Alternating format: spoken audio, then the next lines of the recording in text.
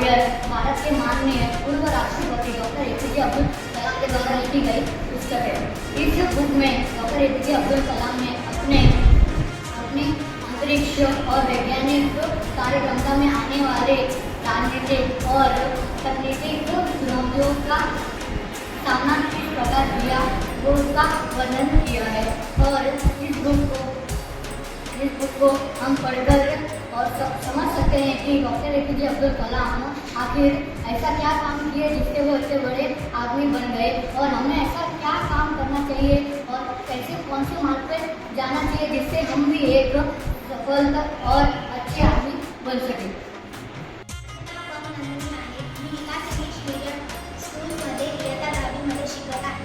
महावाचक उत्सव सुरू झाला आहे आणि मी पहिलं पुस्तक वाचायला हाती घेतली आहे।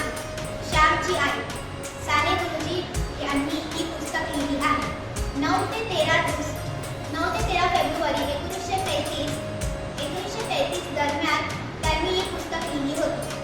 याच्या पहिल्या पानावर श्यामचे घर, श्यामची आई श्याम व त्याचे मित्र फुले घेऊन येतात हे असे दाखवले आहे। याच्या पहिल्या पानात आपल्याला माय व लेकराचे प्रेमाची अशी कथा दाखवली आहे। या पुस्तकात ही पुस्तक मला खूप आवडली। तुम्ही पण ही पुस्तक वाचा, ही पुस्तक तुम्हालाही नक्की आवडेल। मला या महावाचक उत्सवातर्फे मी खूप आभार मानते, कारण त्यांच्यामुळे मला वाचनाचं महत्त्व मिळालं आहे। धन्यवाद। माझं नाव आहे खेळाडू शाली। माझ्या शाळेचं नाव विकास इंग्लिश मीडियम स्कूल। मी 10वी अ मध्ये शिकत आहे। बर्डेचे चाळ लेखक आहे पु ल देशपांडे।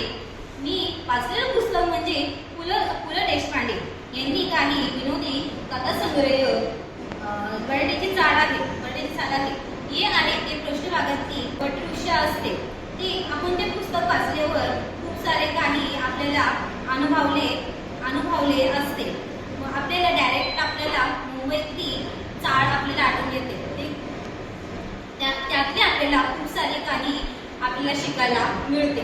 हे पुस्तक म्हणजे खूप सारे अनुभवले आहे। पु ल देशपांडे यांनी सूक्ष्म निरीक्षण करून आणि व पाठात आलेले ते पुस्तकातून आलेले व्यक्तिचित्र ते की तुझे तिलोत्तर, आचार्य गुरुवे असे काही आले आहेत आणि त्यातले आपल्याला खूप सारे काही शिकायला मिळाले आहे।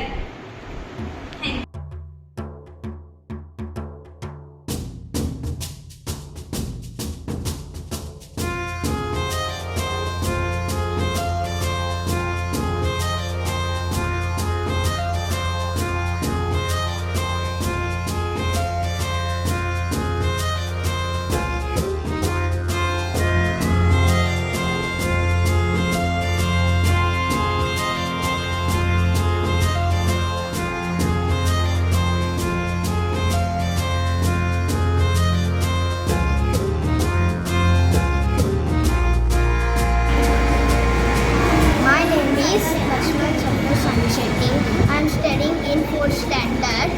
The Mahabharat, the epic book. I will tell today the epic of Mahabharat book. I like to read story book very much.